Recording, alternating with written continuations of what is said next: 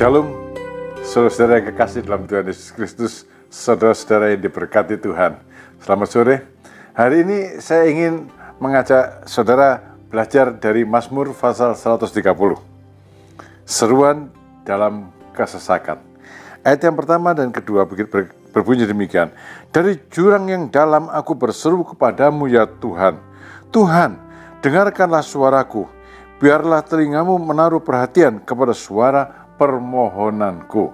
Saudara-saudara, situasi dalam jurang yang dalam itu situasi tanpa pengharapan. Ya, tidak ada orang yang mau sih. Tapi ini bisa terjadi secara mendadak dalam kehidupan kita. Semula baik-baik saja, semua baik-baik saja. Tapi tahu-tahu kita mendapati secara mendadak jatuh ke dalam jurang yang dalam tanpa pengharapan. Misalnya, kita tidur dalam keadaan baik-baik saja, besok pagi-pagi atau bangun sudah dalam keadaan stroke. Saya pernah mengalaminya. Separuh tubuh lumpuh.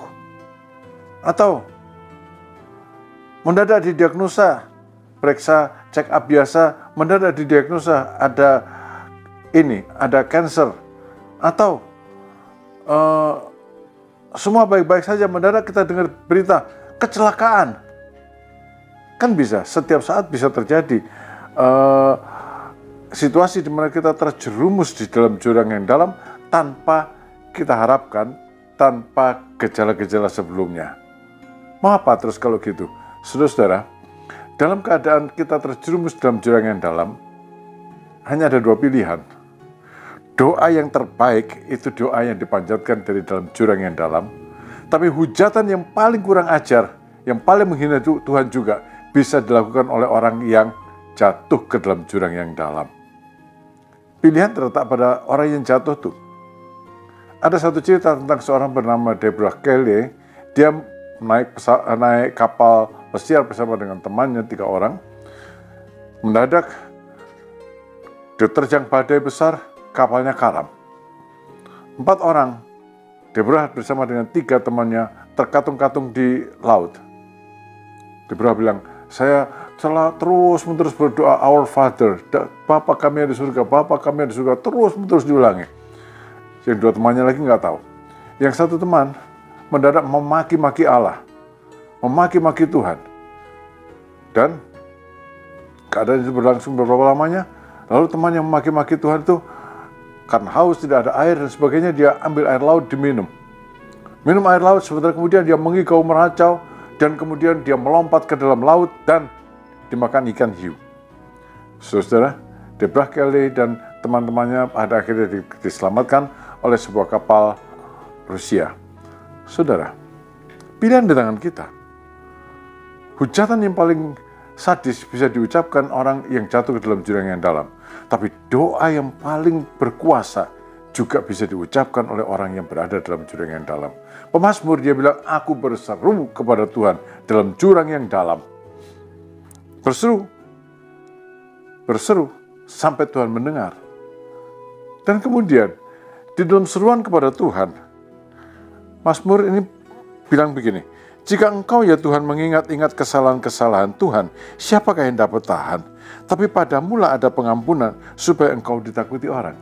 Saudara, kalau orang memang berseru kepada Tuhan, dan dia memang sudah percaya pada Tuhan Yesus, ada satu hal yang akan teringat akan kebaikan Tuhan. Kebaikannya mana? Kebaikan Tuhan pada waktu mengampuni dia dari dosa. Pada waktu melahirkan dia baru. Itu menyebabkan saudara pemazmur ini bangkit dari dalam keterpurukannya. Dia ingat, pada waktu aku jatuh dalam dosa, binasa dalam dosa, Tuhan mengampuni, tidak mengingat-ingat kesalahan. Luar biasa itu Tuhan. Lalu dia bilang, itu semua terjadi supaya engkau ditakuti orang. Saudara, ini penting. Orang yang takut akan Allah tidak akan meninggalkan Tuhan. Orang yang takut akan Allah tidak akan menghujat Tuhan. Meskipun ada di dalam jurang yang dalam. Dan sikap yang tepat akan diikuti dengan tindakan yang tepat. Pemazmur bilang gini, aku menanti-nantikan Tuhan, jiwaku menanti-nanti dan tetap mengharapkan firman-Nya. Jiwaku mengharapkan Tuhan lebih daripada pengawal mengharapkan pagi. Lebih daripada pengawal mengharapkan pagi. Saudara, tidak ada lagi yang diharapkan kecuali Tuhan. Di tengah jurang, jauh di dalam jurang, tidak ada jalan keluar.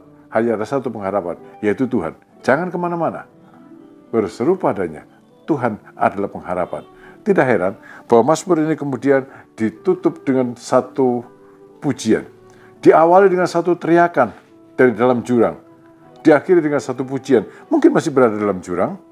Mungkin belum keluar dari masalahnya. Tapi sudah ada perubahan besar. Berharaplah kepada Tuhan Israel, sebab pada Tuhan ada kasih setia, dan Ia banyak kali mengadakan pembebasan.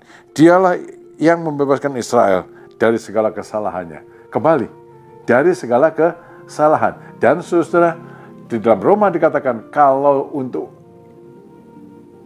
membebaskan kita dari kesalahan, Allah tidak menyayangkan anaknya yang tunggal. Terlebih pula sekarang setelah kita dibebaskan dari kesalahan, mustahil dia tidak menolong kita.